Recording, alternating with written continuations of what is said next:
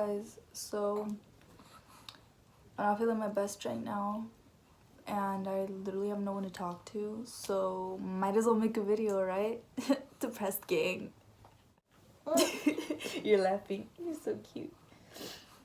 So this is gonna be a story about, I guess, my labor process, since you guys are pretty like interested on how that went down. Hey, who's talking to you? Just kidding, they'd rather see you than me. It's going to be a video on how basically he was born. So I'm gonna tell you guys how I found out I was having contractions. I went to Disneyland the day before I gave birth, so as you can tell, that's a lot of walking. And when we were done, I had contractions, like not contractions, but I had like a weird like as if a tingling feeling, like as if, like, you know, when you're when your bladder feels full and it just like, it's like something like going down you. I guess that sounds kind of weird to explain, but it's like going down you, and it just feels weird. It makes you like just shake and like feel weird, and then you have to stop and you just I don't know, it's just a weird feeling. And then the next day I felt pain in my back, and then like I felt like certain like let's say pushing, like pressure. It's like someone inside of you pushing against your back, like wanting to be free, I guess. And that happened. Oh, you okay? And that happened. And that happened every but I think at that time it was like every hour. I don't remember, but it happened pretty. Nah, I don't think it was every hour. I think it was just weird, and it happened all day. And I continued walking. And it got worse and worse, and I remember being in the car and like almost crying, telling my mom it's hurting, like, and she was like, it's okay, just get some rest at home. And the only reason my mom said that was because I went to the doctor 2 days ago and he told me I am far away from giving birth. So, you know, obviously the doctor didn't know I was gonna go to Disneyland, like and I was just feeling even worse. And when I got home and I rested,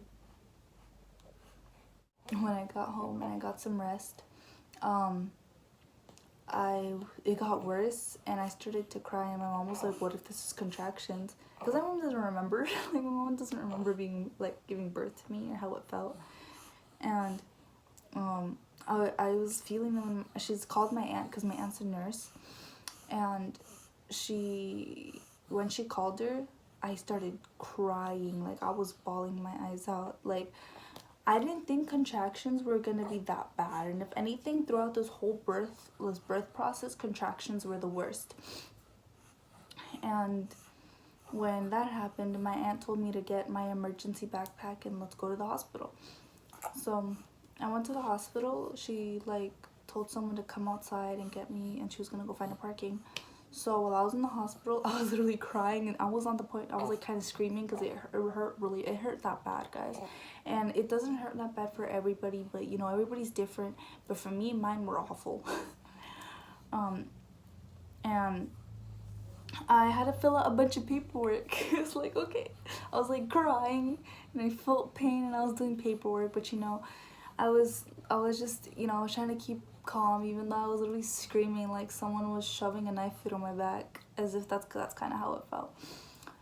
And they took me to a room. I changed into a gown, and they laid me down, and they had to see how, like, I guess, how do you say it? I kind of forgot the word. How many centimeters dilated I am. So the way they check that is they stick 2 fingers in your vagina, and I guess they feel how the cervix is open. I can't really explain it because I'm not a doctor. And when they did that and they told me you are 5 centimeters dilated, I thought like, okay, I believe you have to be up to 7 to be able to give birth. I didn't really understand like how that worked, because I just prepared like while I was pregnant, like to go to the hospital, but I never prepared like to really research how many centimeters. I was just focusing on like how to keep the baby healthy, how to keep myself healthy, and just like risks and stuff, and the best way to cope with it. And the best way to cope, I promise you, is to just breathe. Just long deep breaths, like do it with me. Yeah, he doesn't want to. And after that, basically, I was asking her, how long till I give birth? Like, I really thought they were just gonna send me home with like Tylenol or something, but she said, oh, you're probably gonna have him like today or tomorrow. And then I was like, I was like, excuse me, today or tomorrow? What? And I really didn't think I was gonna have the baby that day. And after, my contractions were just getting so much worse, so they decided to put pain medicine. Pain medicine goes through your IV, and it felt so cold, and it kind of burned when, you know, it was going through, but the burning sensation went away. But like, that drugged me. I felt like I was high. I was like so slow and laughing at stuff, and I don't know if I'm just weak to medication because sis here can't hang. But I was so, like, when you're in that much pain, you don't care about anything. My mom was trying to feed me ice, and I feel awful because I didn't want to be talked to. I didn't want to be touched. I threw the ice, and I was like, don't talk to me. It was getting so bad, and I like apologized to my mom right after because that sis would have whooped my ass. And after a while, I was told that I was 7 centimeters dilated, and that I was eligible for like the Cochino, you farted. And I was eligible for the epidural. You're eating your hands, but you don't want to eat. And I had to wait for people who were ahead of me for the epidural, so I had to wait. And then when I got the epidural, the way it worked was it's a big needle that goes in your back, so you don't feel like it's the pressure of birth. And that is a lifesaver, I promise you. After I got the epidural, I literally was waiting for it to be like numb me, and you know, I added like 2 doses after, like, because I still felt a little bit, 2 doses, and the contractions are still there, but you barely feel them. It's just more like pressure. And we waited, I think, an hour, and the nurse came back to check in, and she checked how many meters dilated I am, and she said, I'm ready to start pushing. And when I heard that, I was like, excuse me? I'm not ready. No, maybe a couple more weeks. Like, I'm not ready. And I was so scared, guys. I was so scared. Like, I wanted to meet Xavier, but I was way too scared to do whatever she wanted me to do. And, before anything, they stick a tube in your clit, I think. It's like, wherever you peek. I felt it like they stuck it in my clit. So, it like, ow. Sorry, he pulled me. So, you know, they stick a tube and it like stretches over it, and okay, I'm gonna put you down. Just like over it, and it's the most uncomfortable feeling you will ever feel. Us girls here, that is the most uncomfortable feeling. Like, girls, when you give birth, you guys are gonna understand what I'm talking about. Like, it collects urine, and it's just, it was just awful. So after the doctor, you know, positioned me to push, Xavier came out with like, I think it was 5 or 7 pushes around there. He came out full. So yeah, he came out like, I didn't feel the process. The way they want you to push is you hold your breath and you act like as if you're gonna take a big poop. And you know, when I first saw Xavier, I started crying, and I was like, oh my god, because I didn't accept the fact that I was pregnant until I actually gave birth. And I'm gonna cry. Honestly, I'm very proud of everything I've been through, of being strong for the baby. Oh, I'm sorry.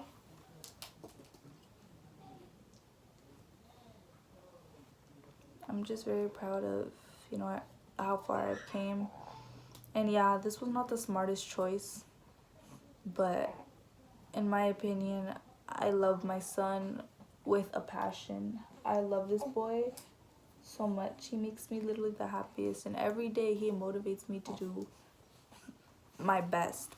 And I need to stop crying. Ew, stop. Ew, Alexis, you're not cute. I feel like a beauty guru, Laura Leach. But he just motivates me to do my best, because I did not want to go to school. I don't want to do anything. I thought that, messing around and like drugs and stuff was cool, and it was just not. So I think having a child made me mature a bit, made me realize what,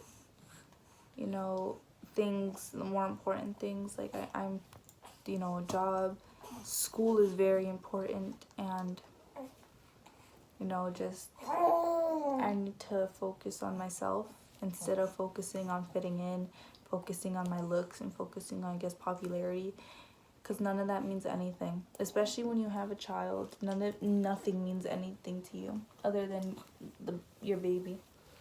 And some people want to get pregnant for clout. Some people want to get pregnant, I guess, to show their parents that they're mature. I didn't get pregnant on purpose. Well, I didn't. Dang, I burped you twice though. This is the love of my life. And just because, like, I do this all by myself. I do everything by myself for my family, but mostly with his parents, it's just me. I do the most. I've been searching for daycares for him. It's like I always, like, I'm the one who goes to Social Security. I'm the one who goes to social services. I went through all this alone. And Xavier doesn't need a dad. Xavier is gonna grow up very happy with just his mother. And when he grows up, maybe I will tell him what happened, or maybe I'll just... He doesn't really need to know. I just want to make sure that he has a better future than, I did, and hope he doesn't turn out like me, because I made a lot of mistakes in my life, but Xavier was not one. Yes, he wasn't, like, he was on accident, but no, God put him in my life for a reason, and, I'm very grateful to have him. And yeah, Daniel was a part of his life, but, I still feel like I do this alone. So, I'm sorry this video wasn't as, like, exciting or, like, funny, I guess, as my other videos are. I usually like to crack jokes and act ghetto and, do, I guess, like, comedy skits, but, this video was mostly to focus on how I felt about the baby and how my labor went. So, yeah, but after, I did the pushes, we got to see the baby, he had a sponge bath and everything. I got to hold him, and they took me to the postpartum room, and there I was, just sitting there in the bed. I couldn't walk. I really couldn't walk. I just kept bleeding and bleeding and bleeding, and, like, the worst part is they had to push your stomach after you gave birth. They push it so hard to see all the blood come out and see that, there's no blood clots or anything, just, like, stuff like that. And, you just lay there, you get to relax. The baby's just in the little tub thing. I don't know how you, like, it is at your hospitals, but, it's in a plastic tub, with blankets.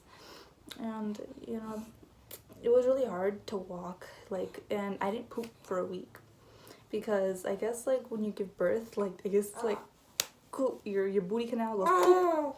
Hey. And it's really hot in here. I'm probably gonna turn off the lights after this video, but your booty canal goes poop. Yeah, and, they gave me food and everything. Daniel came to see me. My friend Albert came to see me, and he brought me in and out. And overall, I feel like this made me the person I am today. This made me feel like I could literally do anything just for my son, and like anything that I felt like I couldn't do before, that I lost motivation. Baby, that I lost. Oh, come here. Anything that I lost motivation in doing, I feel like I can do it. This boy is my everything. You tired? Okay. I'm put him to bed. So, yeah, thank you for watching my video. I just made this out of random because you guys wanted to hear a labor story. I'm sorry if I didn't, like, explain it, like, well. My mind is really on different things. And, yeah, so, I love you guys. Bye.